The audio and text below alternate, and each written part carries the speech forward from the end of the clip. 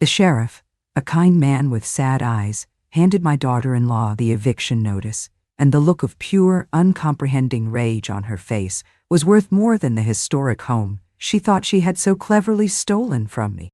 Hi everyone, I'm Grandma Katherine. My name is Catherine Allister. I'm 77 years old, and I'm speaking to you from my beloved home in the historic district of Savannah, Georgia. This is a story I had never told a soul, not even my dearest friends in my garden club. Gosh, it's not the sort of thing one discusses over tea and scones, is it? The story of how you were forced to take legal action against your own son's wife to formally evict her from your own home like a common squatter. The shame of it, it's a heavy, suffocating blanket. You feel as though you must have done something terribly wrong to have it come to this. My son, my dear boy, he still doesn't know the whole truth. He thinks his wife and I had an irreconcilable falling out over creative differences regarding the house. He doesn't know that his wife had, in her own mind, already moved me into a retirement home and was taking bids from developers to sell off the land. He doesn't know that she had, quite literally, claimed my home as her own. I'm telling this story now because I'm done with the shame. I have learned that protecting your home, your life, your legacy is not something to be ashamed of. It is a duty. And perhaps my story can serve as a small measure of strength for anyone else out there who is being made to feel like a guest in their own home. Before I begin, I would be so very grateful for your kindness. Please, take a moment to like this video and subscribe to our channel. Your support is a great comfort. It gives an old woman like me the courage to air this most unseemly family laundry and to tell you the whole, unvarnished truth. Thank you, my dears. Your presence is deeply appreciated. My story, the one that truly matters, is the story of this house. My late husband, George, and I bought it in 1970. Oh, it was a wreck then. A beautiful, crumbling, forgotten lady of a house. But George, he saw her potential. He was an architect, a man who saw the beauty in old things, in history, in good bones. For 30 years, this house was our shared project, our passion. It was our third child. George didn't just renovate this house, he restored it. He spent months researching its original plans. He sourced period-appropriate fixtures. He taught me how to strip paint from the intricate, hand-carved molding myself. We'd work side by side on weekends, covered in dust and paint, happier than we'd ever been. Every floorboard, every window pane, every brick in the garden path has a story, a memory of our life together. This house isn't just where we lived, it's what we built. It's our legacy. We had one child, our son, Thomas. He is a good man, a kind man. He has his father's gentle nature, but none of his passion for history or property. Thomas is a marine biologist. His world is the ocean, a world of tides and currents, of things that cannot be owned. He has always found this house, and the weight of its history, to be a little overwhelming. A beautiful but burdensome responsibility that he was always happy for me to manage. And then, 5 years ago, Thomas brought home Chloe. She was a real estate agent, a very successful one. She was a whirlwind of energy and ambition, with a smile that was both dazzling and predatory. She was, in every way, the opposite of my quiet, academic son, and he was utterly, completely mesmerized by her. The first time she came to the house, I made lemonade, and we sat on the veranda. She was a master of flattery. "Oh, Catherine, this house is it's a masterpiece," she gushed, her eyes scanning the intricate ironwork of the railing. "The bones on this place are incredible. Do you have any idea what the comps are in this neighborhood right now? A property like this. It's a unicorn. It's a legacy property." She used words like property, and asset, and market value. I spoke of memories and stories. We were speaking 2 different languages.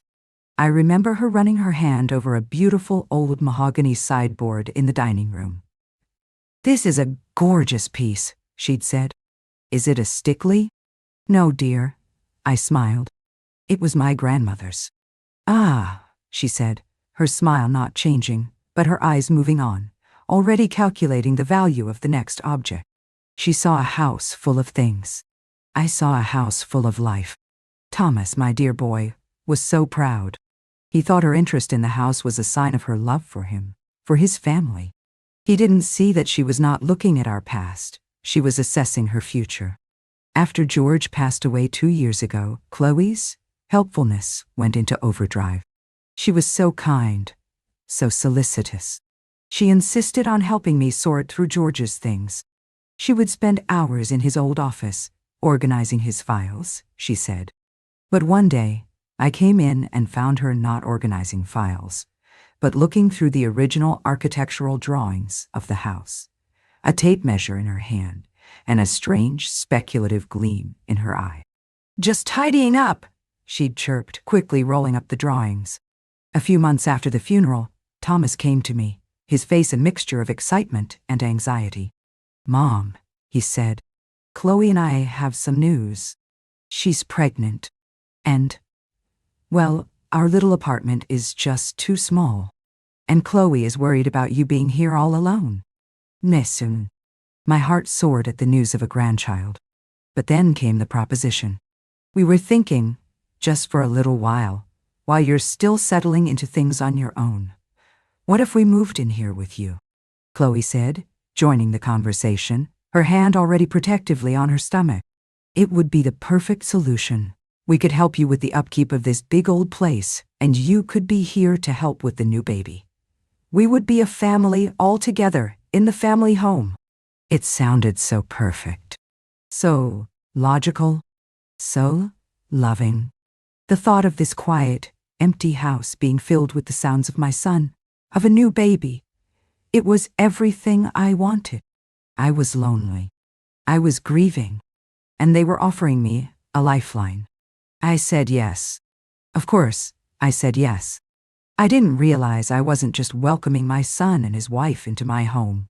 I was welcoming an occupying army, and the first thing they would conquer would be the house itself. The first few months after they moved in were a whirlwind of quiet, systematic change. It began under the guise of preparing for the baby. Chloe, with her architect's eye and a real estate agent's ruthless efficiency, declared that the house needed to be made child-safe and more functional for a modern family. It started in the kitchen. My beautiful, slightly old-fashioned kitchen, with its butcher block countertops and comfortable breakfast nook, was gutted. "The layout is all wrong, Catherine," she'd announced, pointing with a perfectly manicured finger. "There's no flow, and these old cabinets are a nightmare. We need clean lines, integrated appliances." I watched, my heart aching, as a team of contractors tore out the kitchen that George and I had designed together. They replaced it with a stark, white, soulless space that looked like a laboratory, all stainless steel and cold marble. When I tried to offer an opinion on the tile, Chloe just smiled sweetly and patted my arm. "Don't you worry your head about these little details," she'd said. "I have a vision. You just focus on getting ready to be a grandma." My role in my own home was being subtly, expertly redefined. I was no longer the matriarch, the keeper of the house. I was the live-in, future grandmother, a quaint fixture who should be grateful for the modern upgrades. The erasure of my life, of George's life, continued room by room.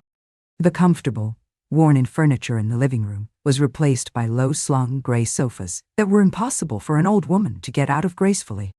My collection of antique botanical prints was taken down from the walls and put into a box in the attic, replaced by large, abstract canvases that Chloe had sourced from a gallery she worked with.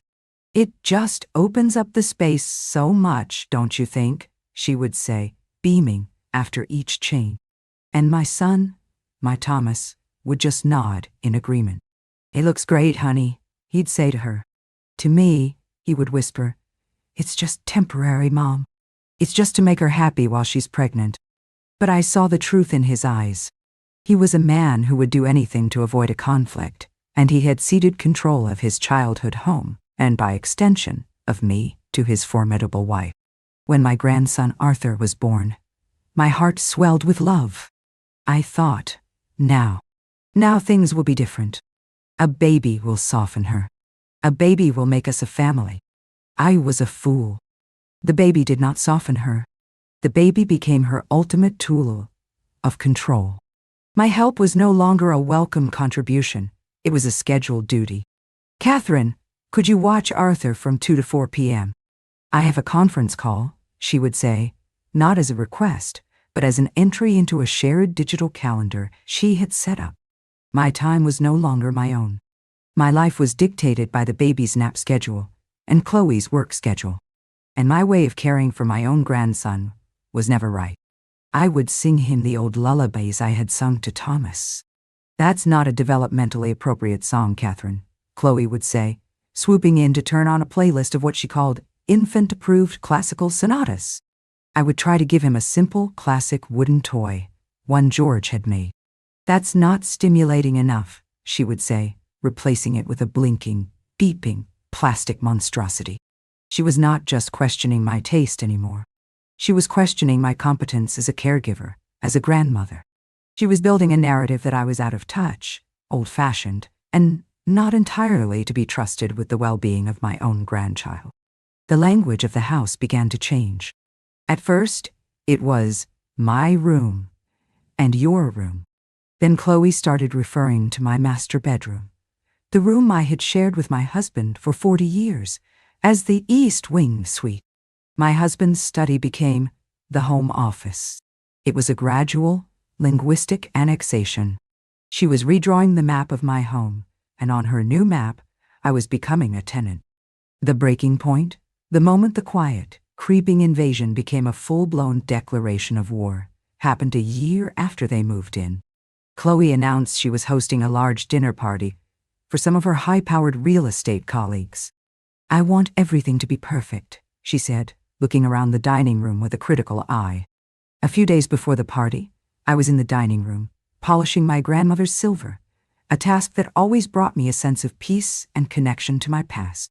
Chloe came in, holding a clipboard and a pen, a look of intense concentration on her face. "Catherine," she said, her voice bright and businesslike, "I've been thinking about the flow of the party, and I'm afraid this room is just too cluttered." She gestured to the beautiful mahogany sideboard, the one that had belonged to my grandmother. "This piece, it's just too heavy for the space. It has to go." I stopped polishing, the cloth still in my hand. "Go?" I asked, my voice dangerously quiet. "Go where, Chloe?"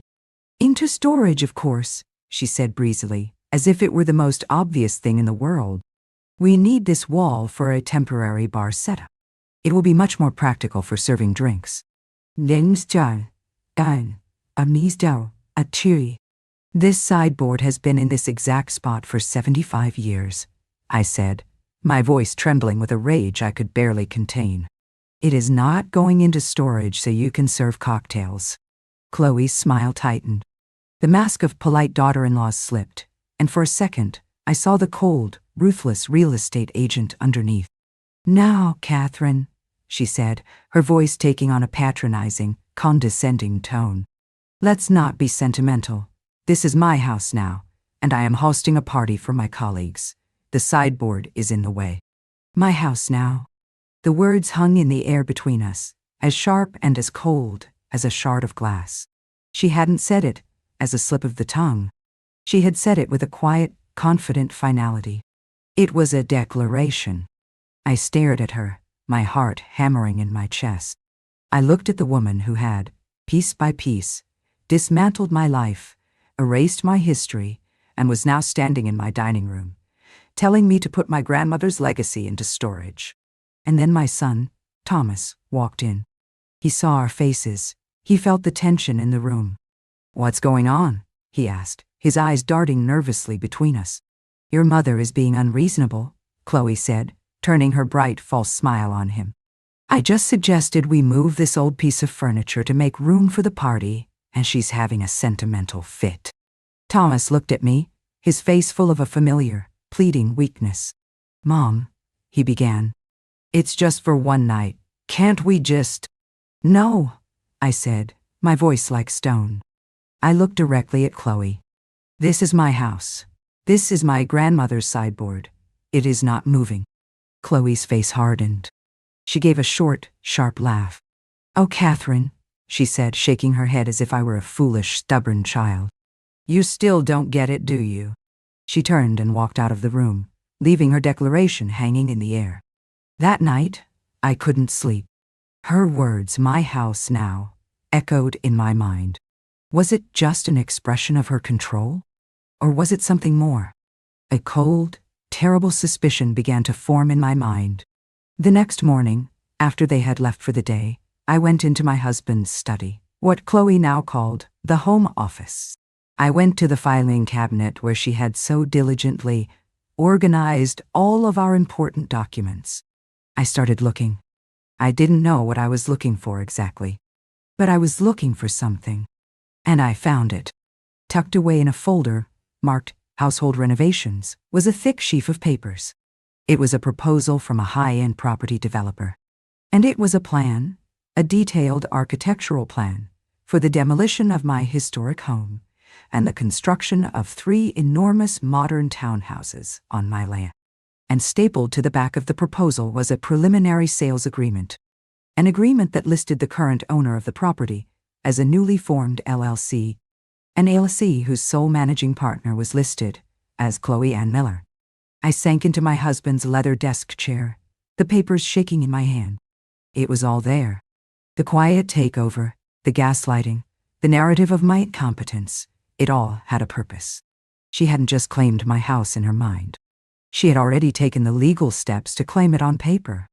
She was preparing to sell it, to bulldoze it, to erase it from the face of the earth. And the only thing standing in her way was me. The stubborn, sentimental old woman who was still living in it. The despair I felt in that moment was a black, bottomless pit. She had outmaneuvered me at every turn. But as I sat there, in my husband's chair, surrounded by the life we had built, a new feeling began to bubble up through the despair. A cold, quiet, and righteous fury. This was not just about furniture anymore. This was about my life, my legacy, my home. She had made a terrible mistake. She had mistaken my quiet dignity for weakness. She had mistaken my grief for incompetence. And she had forgotten that this old Southern lady was not just the keeper of a beautiful house. I was the guardian of a fortress. And she had just declared war. I sat in my husband's study for a very long time, the developer's proposal feeling like a poisonous snake in my hands. The audacity of it, the sheer, cold-blooded premeditation. It was breathtaking. She hadn't just moved into my house. She had been plotting its demise from the very beginning. Every compliment about its good bones had been a lie. She wasn't admiring its history. She was assessing its demolition value. The despair I had felt began to recede, burned away by a cold, clarifying anger. The woman who had been made to feel like a guest in her own home, who had been slowly erased room by room, was gone. In her place sat Catherine Alistair, the woman who had helped build this house with her own 2 hands, the woman who had promised her dying husband she would be its faithful steward. Fiona thought she was playing a simple game of emotional manipulation against a grieving old woman. She had no idea she was about to enter a legal battleground, a field I understood far better than she could ever imagine. My husband George was a brilliant architect, but he was also a meticulous, cautious man. He had seen friends lose their family properties to scheming relatives and greedy developers, and he had been prepared. My first move was to make a phone call, not to my son. He was a lost cause, a willing pawn in his wife's game. I called the one man my husband had trusted above all others, our family lawyer and friend, Mr. Charles Biddle. He was an old-school Charleston lawyer, a man who believed in honor, legacy, and the sanctity of a contract. "Charles," I said when he answered, my voice steady and firm. "It's Catherine Alistair. I need to see you. It's about George's house." I laid everything out for him in his quiet, mahogany-paneled office. The slow takeover, the gaslighting, the campaign to paint me as incompetent, and finally, the developer's proposal. I watched his kind, gentlemanly face grow darker and harder with every word I spoke. When I finished, he was silent for a full minute. "The unmitigated gall," he finally whispered, his voice a low, furious rumble. He looked at me, his eyes sharp. "George always said you were the steel magnolia, Katherine." I see he was right. He tapped the proposal with a long, elegant finger. "This is amateur hour. This LLC she formed, it's a phantom. She can't transfer the title of a property she doesn't own. The house is in your name and in an ironclad trust that George and I set up 30 years ago. She has been sold a bill of goods by this developer, and she is playing a game she cannot possibly win. She cannot possibly win." "So, what do we do?" I asked. A slow, shrewd smile spread across his face. "Well," he said, leaning back in his chair, "we could send her a cease and desist letter. We could have a very unpleasant confrontation. Or we could let her continue to build her own gallows. She has claimed the house as hers, you say? Well then, let's make it official." The plan we devised was not one of loud, angry confrontation. It was a quiet, elegant, and utterly devastating legal trap. It was a plan that would use Chloe's own greed, her own arrogance, and her own language, the language of contracts and real estate, as the weapon against her. My next move was, once again, the illusion of surrender. But this time, it was a strategic retreat. That evening, I approached Chloe. I looked beaten. I looked frail. "Chloe, dear," I began, my voice trembling slightly. "I have been thinking about what you said, about this house. You were right. It is too much for me. And you have a vision for it." She eyed me with suspicion, but also with a dawning, triumphant glee. "I do," she said carefully. "This house," I continued, with a sigh of resignation, "it legally belongs to me. But in my heart, I want it to be yours. Yours and Thomas's. I want you to be the one to make the decisions. I am tired of fighting. I want to formally acknowledge your role as the new lady of the house." Her eyes lit up. This was more than she could have hoped for. A formal abdication. "Oh, Katherine," she said, her voice dripping with false sympathy. "I think that's a very wise and graceful decision." "There's just one thing," I said, looking at her with what I hoped were the confused eyes of an old woman trying to understand legal matters. "I want it to be official. I want a document, something that outlines our arrangement. So we both know where we stand. A sort of a tenancy agreement." A tenancy agreement. The perfect bait. I was offering to become a tenant in my own home, legally and on paper. It was the ultimate validation of the power she thought she had.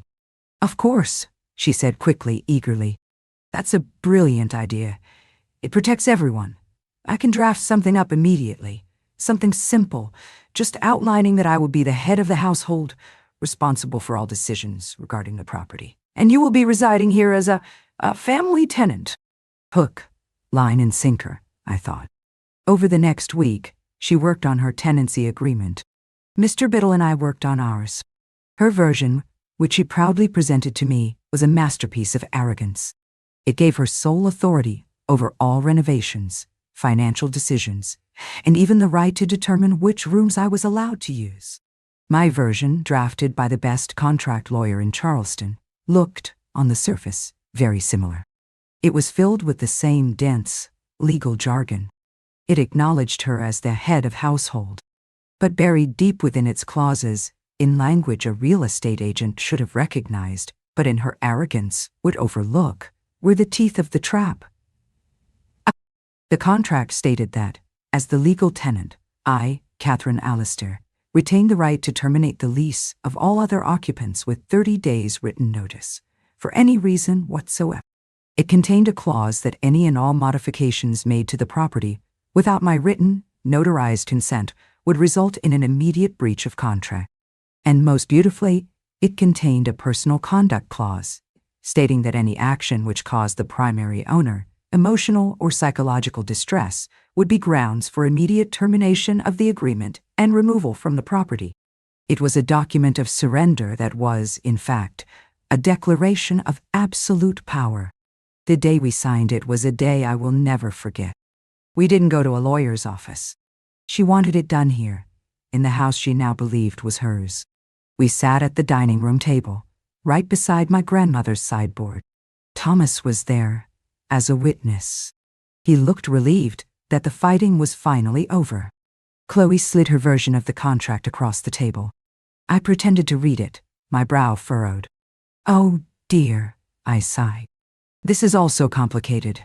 Charles, my lawyer, drew up something as well. He said it was just a standard rental form. I think his is simpler. And I slid our Trojan horse across the table. She barely glanced at it. She was too high on her own victory. She saw the words, head of household, and tenant, and she saw her triumph codified. She signed it with a flourish. Thomas, my dear, oblivious son, signed as the witness. It was done. I had, in the clearest possible legal terms, just made my daughter-in-law a guest in my home, a guest whose stay was entirely at my discretion. I let a month pass. I watched her. I watched her meet with the developer. I watched her instruct landscapers to tear up my rose garden. I watched her treat me with a new, even more dismissive condescension. She was no longer trying to win me over. She believed she had already won. And then, when she had gone just one step too far, when she informed me that my husband's study would need to be cleared out to make way for her new yoga room, I decided it was time. Mr. Biddle's office prepared the document. It was a single, simple, beautiful page. It was a formal, legal, and completely ironclad eviction notice, giving her and my son 30 days to vacate the premises, citing multiple breaches of the contract she had so eagerly signed. The trap had been set. The bait had been taken. And now, it was time to spring it.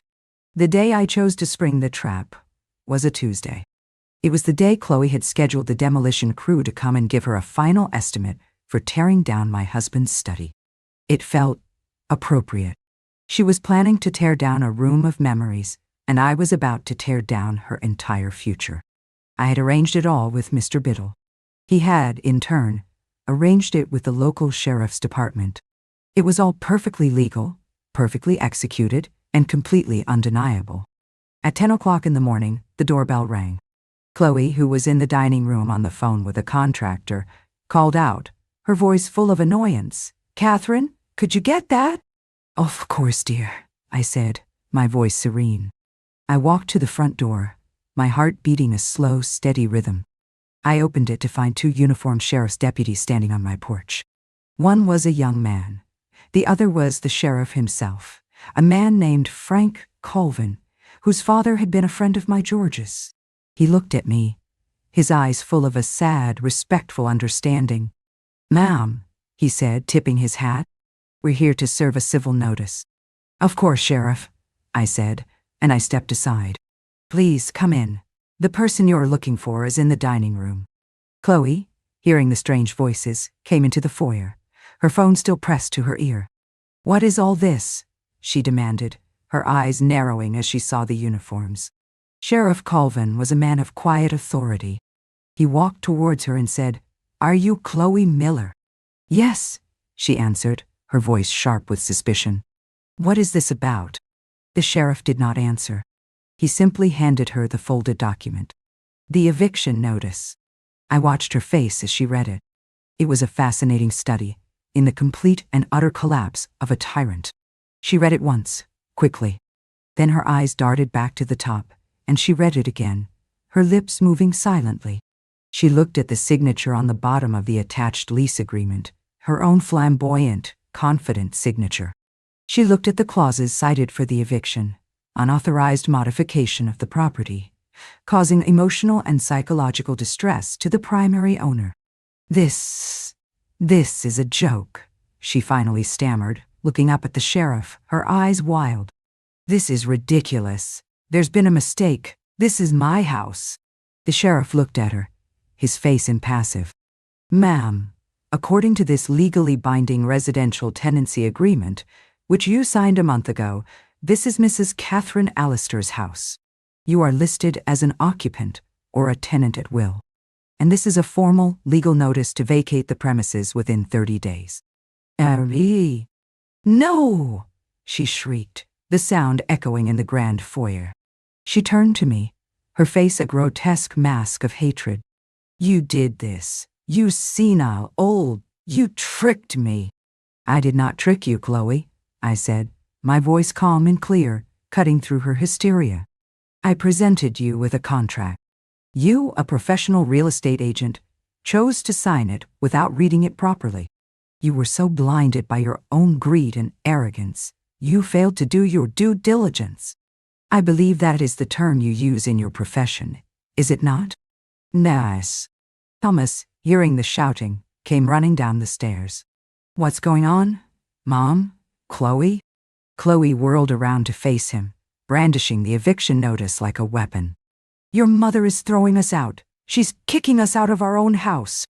Thomas stared at the paper, then at me, his face a picture of utter confusion. "Mom, what is this?" "This, Thomas," I said, looking at my son with a deep and profound sadness, "is the consequence of your choices. It is the consequence of allowing this woman to systematically dismantle my life, my home, and your father's legacy. It is the consequence of your silence." I turned my gaze back to Chloe. "You have 30 days, I said. And then I turned and walked calmly back into the living room, leaving them to the quiet, undeniable authority of the law. The next 30 days were a quiet, cold war. Chloe tried everything. She hired a lawyer, who, after reviewing the contract she had signed, promptly advised her that she had no case. She tried to rally Thomas to her side, but for the first time in his life, my son was faced with a reality so stark, so undeniable, that he could not retreat into his usual passivity. He was broken. He spent most of his time at the university, avoiding the cold, silent battleground the house had become. Chloe's arrogance slowly crumbled into a bitter, resentful defeat. She packed up her cold, modern furniture. She packed up the baby's things. On the 30th day, a moving van pulled up to the front of my house. I watched from the window as they loaded her life into the back of a truck. She walked out of the front door one last time. She didn't look at me. She didn't look at the house. She just got into her car and drove away, her face hard and bitter. The silence she left behind was the most peaceful sound I had ever heard. My house was mine again. Thomas moved out as well. He said he couldn't stay in the house, that it held too many painful memories for him. I understood. We sold the house. It was a difficult decision, but it was the right one. It was no longer a home. It had become a battlefield. A new family lives there now, a young family with children, whose laughter, I hope, has chased away the last of the ghosts. With the proceeds, I bought this smaller, more manageable house, and I have found a quiet peace I never thought I would feel again. Thomas and I are rebuilding. It is slow. The trust between a mother and son, once broken, does not heal easily. But he is trying. He is finally learning what his father always knew, that a home is not an asset to be liquidated. It is a legacy to be honored. I learned that sometimes the only way to fight a battle is on your own terms, using your opponent's own weapons. Fiona's world was one of contracts and clauses, of loopholes and legal jargon. So I met her there. I did not scream or cry. I simply drafted a better contract. I did not let her cruelty make me cruel. I let it make me precise. And I learned that you must never, ever let anyone make you feel like a guest in your own life. Your life, your home, your memories, they are your sacred ground. And you have every right to defend them with every ounce of grace and wit and steel you possess. Thank you for letting me share my story with you. It is a reminder, I hope, that dignity and strength come in many forms. If you have enjoyed this story, please do like the video, subscribe to our channel, and press the notification bell so you don't miss what's next. Your stories in the comments, your own tales of quiet victories, are a great inspiration to us all. Love you all. This is Grandma Katherine, and I'll see you in the next story.